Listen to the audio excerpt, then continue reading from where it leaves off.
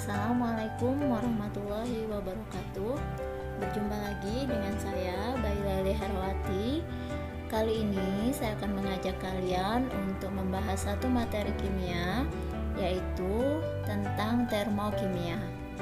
Nah, pada kesempatan kali ini saya akan mengajak kalian untuk membahas terlebih dahulu tentang reaksi eksoterm dan reaksi endoterm. Baik, kita mulai saja. Oke, pertama kita akan lihat dulu apa sih termokimia. Jadi, termokimia ini merupakan ilmu yang mempelajari tentang reaksi kimia dan perubahan energi yang terlibat di dalamnya. Jadi, pada bahasan kali ini yang dibahas bukan hanya reaksi kimianya, tetapi juga membahas perubahan energi yang terlibat pada reaksi kimia tersebut. Nah, ada dua istilah penting dalam termokimia. Yang pertama, istilah sistem dan lingkungan. Nah, sekarang kita lihat apa yang dimaksud dengan sistem. Jadi, sistem ini merupakan segala bentuk proses atau reaksi yang menjadi pusat perhatian dari pengamat. Sedangkan lingkungan ini merupakan segala sesuatu yang berada di luar sistem dan membantu kerja sistem.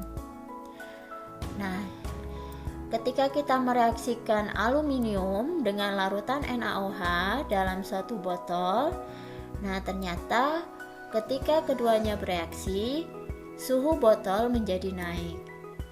Nah, yang mana yang menjadi objek pengamatan kita dan yang mana yang menjadi lingkungan di sini? Nah, jadi reaksi antara aluminium dengan larutan NaOH ini merupakan objek pengamatan kita. Sehingga aluminium dan NaOH ini menjadi sistem. Sedangkan botol, kemudian suhu udara yang kita rasakan, begitu juga dengan tekanan udara, ini merupakan lingkungan. Nah, dari kedua istilah ini ya, maka sistem ini terbagi menjadi tiga. Yang pertama disebut dengan sistem terbuka.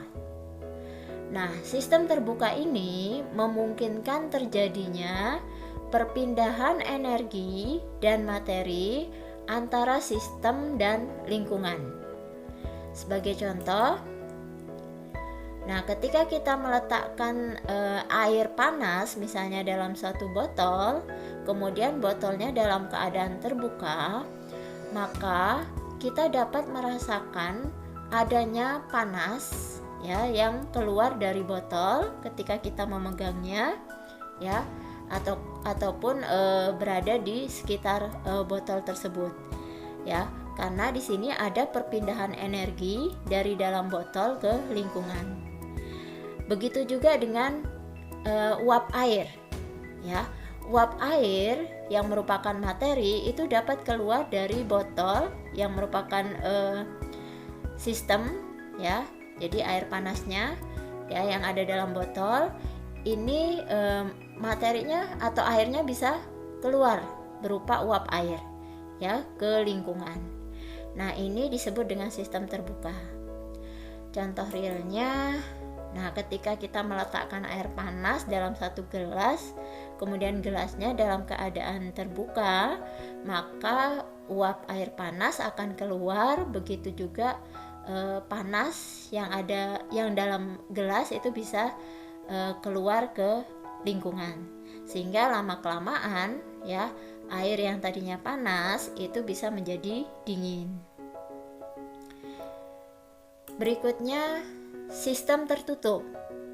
Nah, sistem tertutup ini memungkinkan terjadinya perpindahan energi tetapi tidak terjadi pertukaran materi antara sistem dan lingkungan. Sebagai contoh, nah ketika kita meletakkan air panas di dalam satu botol, kemudian botolnya kita tutup, maka di sini yang kita bisa rasakan adanya pertukaran itu hanya energi, ya, atau kalor yang ada di dalam sistem, ya, menuju lingkungan.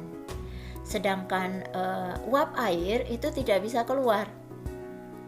Jadi uap air yang ada dalam sistem ini tidak dapat keluar karena botol dalam keadaan tertutup. Sehingga di sini tidak terjadi pertukaran, ya, energi, ya, baik dari sistem ke lingkungan atau lingkungan ke dalam sistem. Ya. Nah, contoh realnya, nah ini ketika kalian meletakkan air panas dalam satu gelas, kemudian gelasnya kalian tutup bagian atasnya, maka di sini yang keluar hanya panas, ya, tetapi uap airnya tidak keluar, ya, karena gelasnya dalam keadaan tertutup. Berikutnya ada yang disebut dengan sistem terisolasi. Jadi sistem terisolasi ini tidak memungkinkan terjadinya perpindahan energi dan materi antara sistem dan lingkungan. Sebagai contoh, nah ketika kita meletakkan suatu air panas misalnya, ya, dalam satu botol, kemudian botolnya kita tutup, kita lapisi lagi, ya, artinya benar-benar kita isolasi, maka di sini tidak akan terjadi perpindahan uap air ataupun perpindahan panas dari dalam botol ke lingkungan atau sebaliknya, ya. Sebagai contoh, penggunaan termos, ya, penggunaan termos air panas dalam kehidupan sehari-hari ini merupakan contoh dari sistem terisolasi, ya. Jadi termos ini itu dibuat dalam beberapa lapisan, ya. Di dalamnya itu ada ruang hampa udara, kemudian ada selubung kaca, kemudian di luarnya itu wadah termosnya ini dilapisi lagi dengan plastik ataupun logam sehingga benar-benar terisolasi, ya. Akibatnya apa? Tidak ada perpindahan panas, ya, dari dalam termos keluar ataupun perpindahan uap air dari dalam termos ke luar atau ke lingkungan, ya. Jadi ini yang disebut dengan sistem terisolasi. Baik, terkait dengan kalor atau energi yang berpindah dari sistem ke lingkungan atau sebaliknya dari lingkungan ke dalam sistem, maka istilah kalor ini dalam termokimia disebut sebagai entalpi.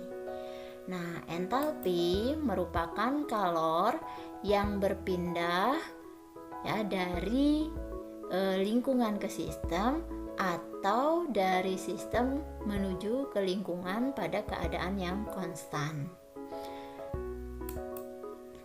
Nah, namun entalpi ini tidak dapat kita hitung, ya.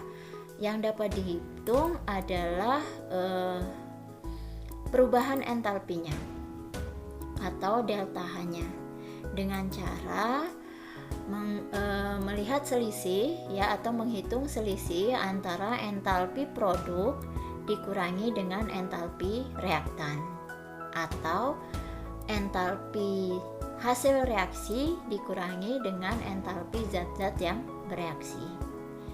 Nah, berdasarkan hal ini ada dua hal penting, ya, dalam termokimia, ya, yang harus kita ketahui, ya. Yang pertama yaitu reaksi eksoterm, ya. Yang kedua reaksi endoterm. Nah, sekarang kita akan bahas dulu, ya, apa yang dimaksud dengan reaksi eksoterm. Nah, reaksi eksoterm ini merupakan reaksi yang melepaskan kalor dari sistem ke lingkungan, ya.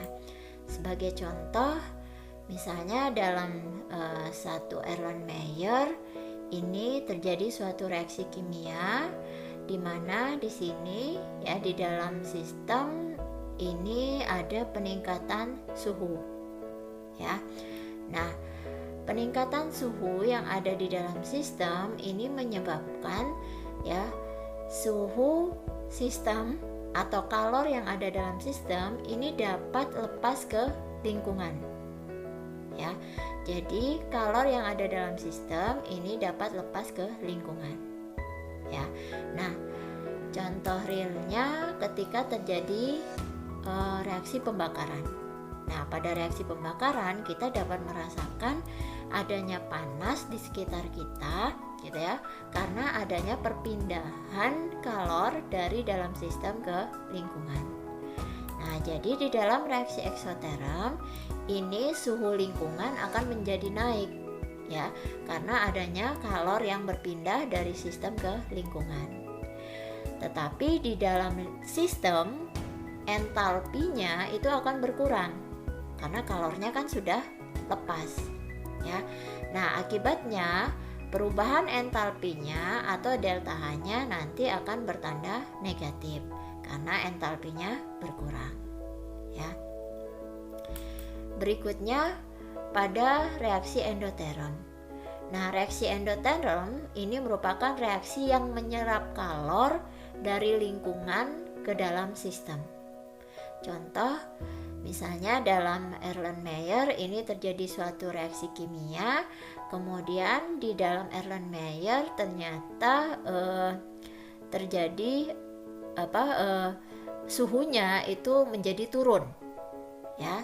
Jadi suhu di dalam sistem menjadi turun.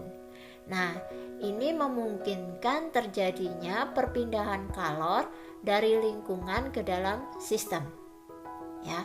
Contohnya, nah, proses mencairnya es ya, ini karena adanya kalor yang diserap oleh sistem dari lingkungan. Jadi ada kalor yang berpindah dari lingkungan ke dalam sistem sehingga esnya menjadi cair ya.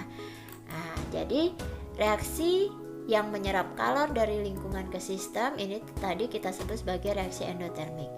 Jadi yang terjadi adalah suhu lingkungan itu akan menjadi turun karena kalornya itu berpindah ke dalam sistem ya, sehingga di dalam sistem entalpinya akan menjadi naik ya. Jadi kalor di dalam sistem menjadi naik ya, sehingga perubahan entalpi yang terjadi itu bertanda positif ya. Nah, dari sini ya kita bisa membuat diagram reaksi untuk masing-masing reaksi ini ya, baik reaksi eksoterm ataupun reaksi endoterm. Nah, kita lihat dulu reaksi eksoterm. Nah, diagram reaksinya seperti ini. Nah, ini ada garis vertikal yang menandakan adanya entalpi, kemudian garis horizontalnya ini merupakan jalannya reaksi ya.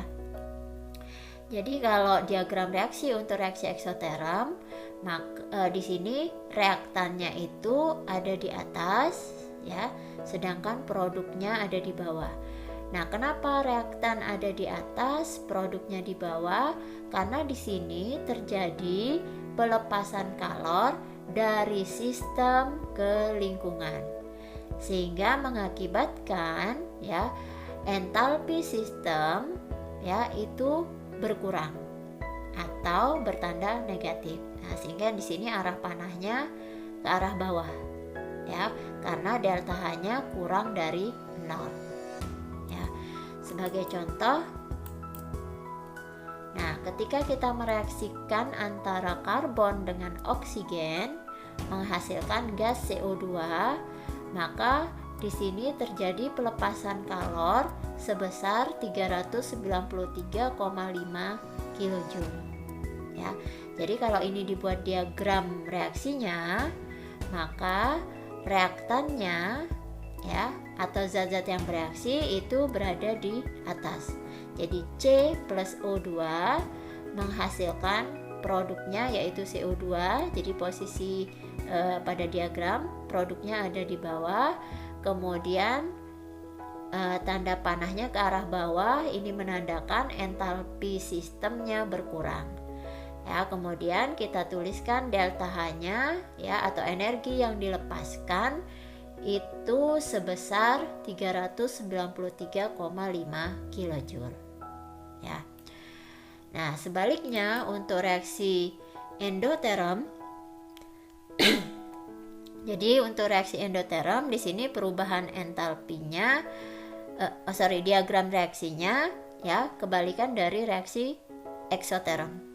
Jadi di sini bisa kalian lihat ya, produknya itu berada di atas ya, sedangkan reaktannya di bawah ya. Ini menandakan bahwa suhu lingkungan ya itu menjadi turun, tetapi entalpi sistemnya naik ya, sehingga tanda panahnya itu ke arah atas ya. Ini menandakan entalpinya naik karena adanya perpindahan kalor dari lingkungan ke dalam sistem ya, sehingga delta H-nya nanti lebih besar dari 0 atau bertanda positif. Contoh, nah ketika kita mereaksikan karbon dengan hidrogen menghasilkan C2H2 gas, di sini dibutuhkan energi atau kalor sebesar 226,8 kilojoule.